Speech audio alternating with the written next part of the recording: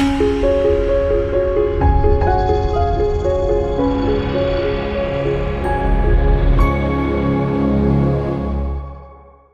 Google Ads fans, and welcome back. In this lecture, I want to give you an overview of location targeting settings, sort of how to think about them, some of the concepts, and in the next lecture, we'll go back into the Google Ads user interface, and we'll configure our location settings in real time. So first of all, only you know how you need to configure your location settings. I can't teach that to you. Nobody could actually teach that to you. If you're a local business and you only service certain areas, then obviously inherent in your name or the type of business you are, you don't service certain areas and you do service certain areas. So it's an absolute must. Location settings is an absolute must for local businesses.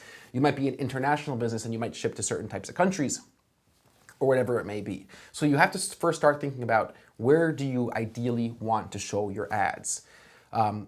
Now, say you're a business that sells across the entire United States, right? You're an e-commerce company.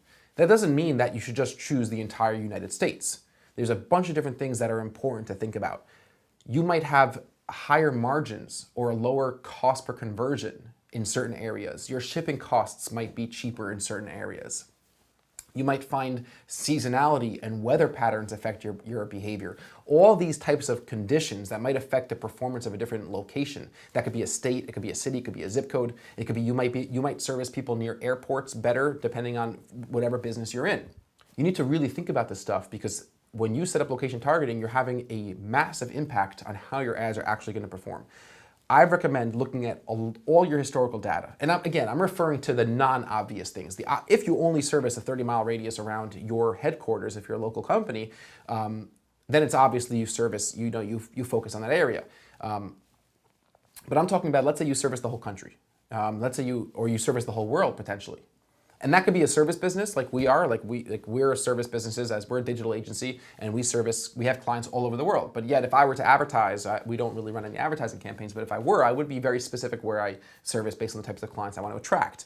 So historical data, like your CRM, you could speak to your boss, you could speak to coworkers, you could just think about what feedback have you gotten from customers in certain locations. You could use Google Trends, google.com/trends to find out certain searches or certain products that are trending in certain areas or certain services, weather-related issues. And then just a lot of your own intuition.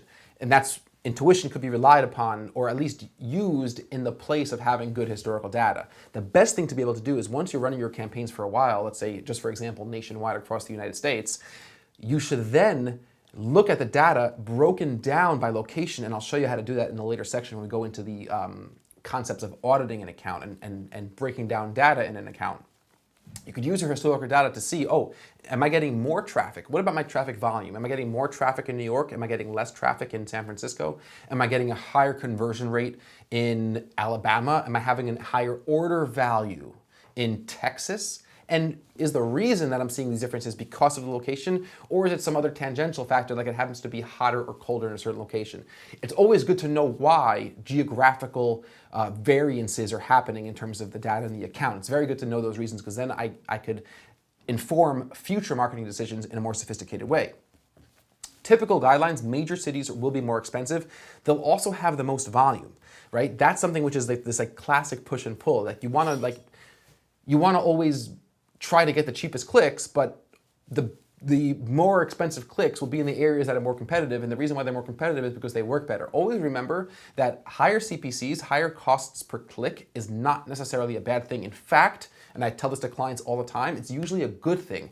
Higher costs per click mean that more people are advertising on this keyword in this place at this time on this network, and they're willing to pay more. And the reason why they're willing to pay more is because they know that their advertising is working. So don't run away from high costs per click. Double down, get involved, improve the efficiency of your landing page, improve your quality scores, right? Stay in that game because you'll eventually capture a profitable share of that traffic. Use the Google Keyword Planner to see where your competitors are bidding. That's a really, really good tool. I'm going to show you how to use the Google Keyword Planner. It's a really fun tool to get ideas for campaigns, to get ideas for ad groups, but also to see where the competition is getting their traffic from. And you'll also use tools like SEMrush. I'll show you how to do that as well in future lectures. Think about what market you want to be in, right? Do you want to push into New York? Are you running a certain promotion or are you running an event in a certain location that you want to try to choose? So then you could create a campaign that's just targeting that area. So you could look in the past at your previous historical data, but also look into the future. What are your goals? Where do you want to be? And use that to inform what sort of new experimental campaigns you want to be running. I always say that 20% of your budget should be spent on experimentation, and we're going to talk more about experimentation when we talk about the Lynn-Wrodzinski ratio, which is one of my favorite ways of assessing the health of an account, but I get ahead of myself.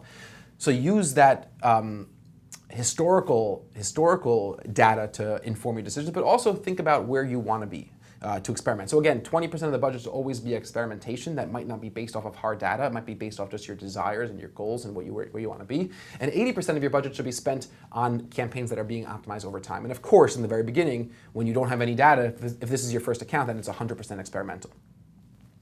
Another thing to realize, after you've created your campaign, you can modify your geo-targeting at any time. You could change your location targeting, you could change your location targeting settings, you could remove countries, add countries, remove states, radius targetings, all those types of things. And very, very importantly, you could decrease and increase the bids for certain locations. You don't necessarily have to exclude a location. And this is one of the most important factors in advertising. It's super, super, super important.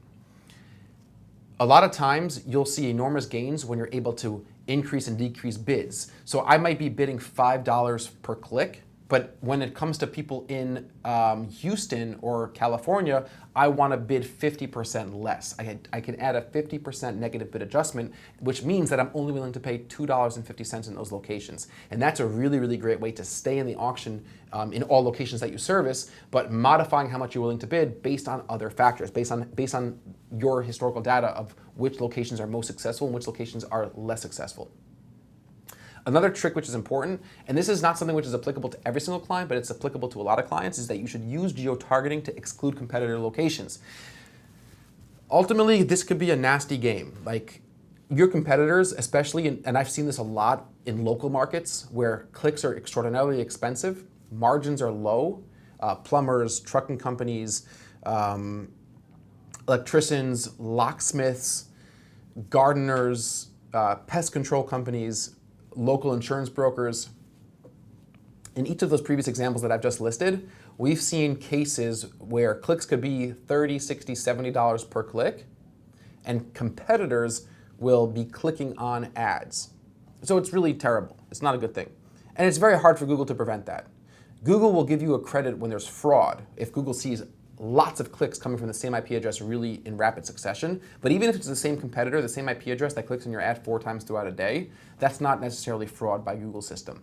So what you could do, and what we typically do for local service businesses as clients, here's one of our little trick of the trade, is we'll get a list of the top 5, 10, 15, 20 locations, actual addresses of our competitors, their offices, their main headquarters, and we'll exclude our ads a 1-mile radius around each of their locations, right?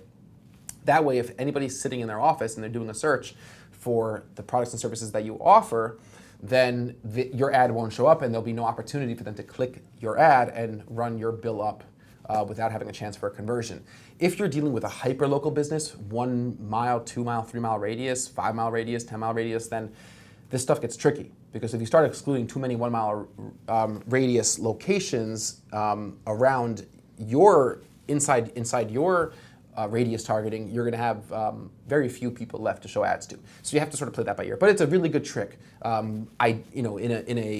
For sure in a national campaign, or if there's a 50-mile radius or whatever it is like that. You might also want to be using location targeting to comply with guidelines. Like your company might have certain restrictions that certain content can't be promoted in certain areas, and you could use location targeting to make sure that you comply with whatever the guidelines are involved in your own business, your company's business. Let's just do a quick overview of the features of location targeting. You could do basic exclusions and inclusions. So using Google's location targeting, I could specifically target certain locations, or I could target all locations and I could specifically exclude specific locations. Okay, those are your basic exclusions and inclusions. Using the advanced search feature in AdWords, you're able to use an actual map and target or exclude people by country, region, city, or zip code, postal code, right? So you can get really, really seriously focused in a real way. When you use radius targeting, we've been talking about radius targeting, you have the option to target anywhere between a 1 mile and 500 mile radius. So you can't target 0.2 miles and you can't target 800 mile radius. Location groups, which used to be places of interest, airports, demographic groups, those were removed. So if any of you are coming from the previous Google Ads or the previous AdWords interface and you're now migrating to Google Ads, this is not an option available anymore, unfortunately, when you're setting up your campaigns in the advanced settings section. You're able to do bulk locations. Bulk locations are pretty cool. You could manually enter or paste in a list of locations. So say, for example, my client, Karis Negotiating, wants to target ads, hyper-target ads around 200 locations where they're giving seminars around the world. So I can get a list of those 200 zip codes in one fell swoop, upload those 200 zip codes into AdWords, and now I have a campaign that's only targeting those 200 zip codes, right? That's pretty cool. So I could really, really be specific. So anybody who's searching for a negotiating seminar in any of those zip codes, I'm going to bid much more aggressively than I'll bid in either my citywide or countrywide or worldwide campaign. So using the bulk locations for those types of businesses could be really, really neat. There's a new feature in Google Ads that was not available in the old version of AdWords called pin mode, and I actually really like this. If you don't have an exact zip code or you don't have an exact address, you could use pin mode to just drop a pin anywhere on a world map and choose your radius targeting before you drop that pin, and Google will target that location. So again, you can customize the radius of that pin by dropping it anywhere on the map, and it'll be a radius of 1 to 500 miles. Just like the other types of radius targeting, you can only target locations in pin mode. You can't exclude locations in pin mode. If you want to specifically exclude a location, you have to have the address or you type in a city, state, postal code, etc. Why do you think that is? Well, by now you know the answer. Google doesn't want to make it easy for you to exclude locations.